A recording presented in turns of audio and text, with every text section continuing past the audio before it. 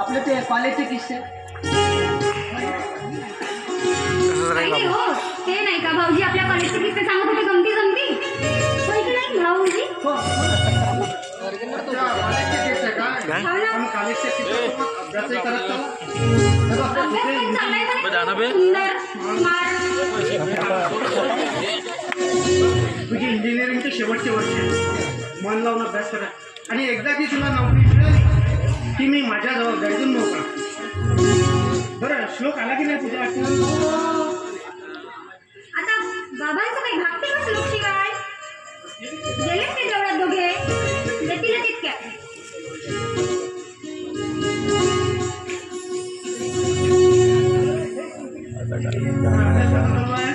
आता एकदम आज आमच्या कॉलेजमध्ये शेवटचं सेमिनार आहे त्यामुळे नोट्स शोधत होतो. काय असते दादा मला माहित आहे. वेगळंच चालू दिसतं. नाही हो, तसलं आपलं सहजच होतं नोट्स बद्दल. शाळेला उशीर ते होत बघा नाही. आले. बरं सर्वांनी हात पुढे करा. ठीक आहे.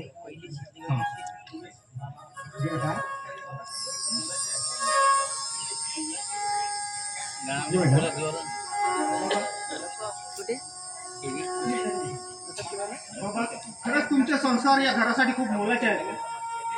देवाचं अस्तित्व जणू आम्हाला तुमच्यामधूनच लाभतं. आमच्यासाठी तर खरंच तुम्ही देवाचा आहात. तुमचा आशीर्वाद आमच्या पाठीत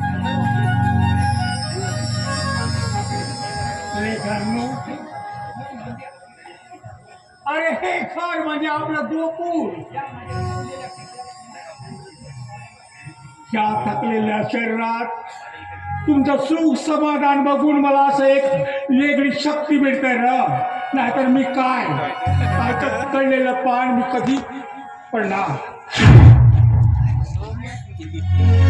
ते काय बोलतात बाबा तुम्ही? हो, तुम्ही या घराचे तर आधारस्तंभ आहात आणि तुम्ही जर असे खचून गेले तर आम्ही कुणाच्या आधाराने जगायचं बाबा? देवा परमेश्वरा, माझ्या या घराला, माझ्या गोकुळाला कुणाची नजर लागू नको देऊ बाबा.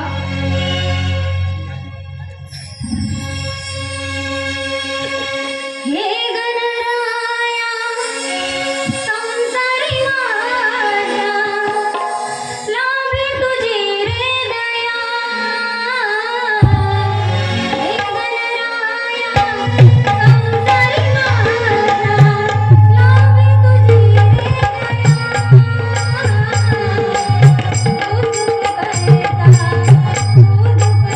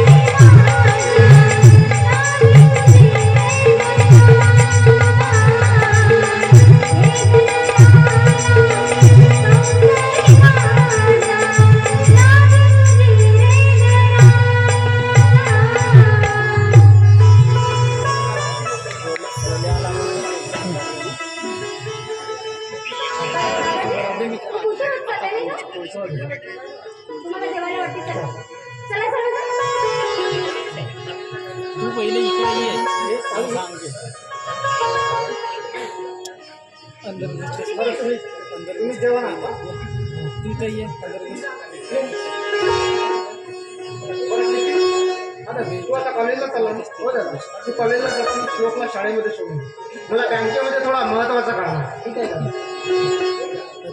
हो दादा. चल, श्लोक, बा, घे दादा आपली. चल बेटा. वापस येत हमारी बजाज भरून भरून इकडे तर पाहिजे ना कम से कम मी हात देतो का अभी इकडे तर ये थोडं वापस ते ना अजून वाप तिकडे जात आहे ताई, भाऊजी, ताई, भाऊजी. अरे शुभम. कसं काय? अच्छा, या बसा ना. होय भाऊजी, येणं जरा अचानकच झालं. या शहरामध्ये शेवटी शोधून एक काम मिळालं. काही म्हणताय अहो ताई कुठं आहे? आहे ना. बघ कोण आलाय.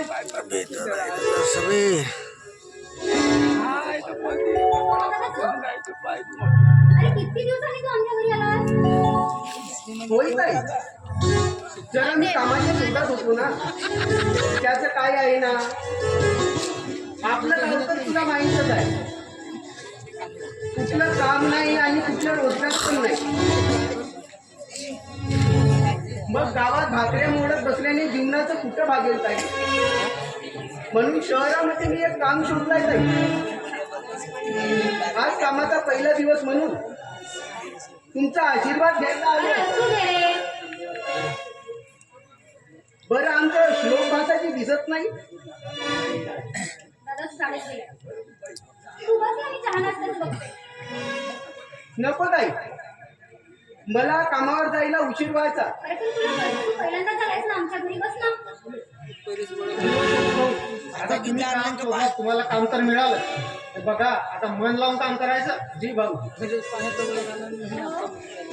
पहिल्यांदा शहरात कामावर आलाय ना, होईल सगळं नीट. होईल ना सगळं हळूहळू.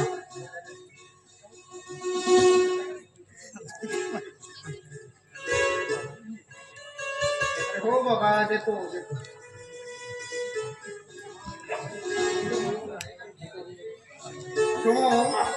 ते पैसे दे. नको भाऊ, कसं आहे ना, तुझ्या शहरामध्ये नवीन आहे. आणि या शहरामध्ये नवीन असं जगणं काही सोपं नाही. तेव्हा तुला लागतीलच पैसे. भाऊजी, हे कशाला पैसे?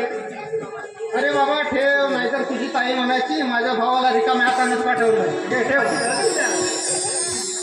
घेऊन जा म्हणा पर्पल पैसे.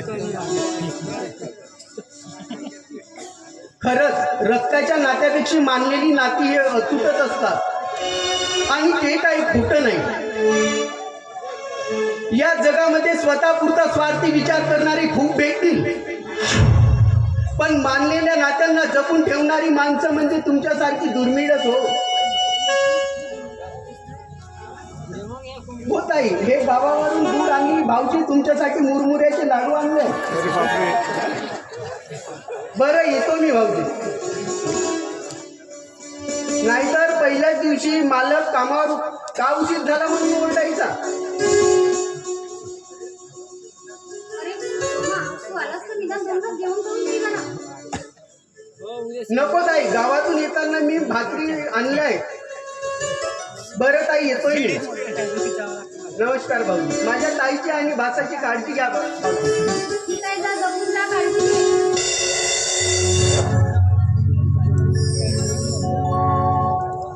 खरंच समाज किती घोड्या मनाचा आहे का? रक्ताचं नातं नसलं तरी मानलेलं नातं जपतोय तो.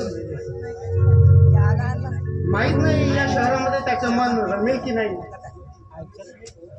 रमेल हो. हो माणूस ना घराच्या बाहेर पडला की ही दुनिया जगायला शिकवते. सुरुवातीला जाईल थोडं जड, धांदल होईल, पण हळूहळू सावरेल हो. तुम्ही थांबा, मी डबा घेऊन येते.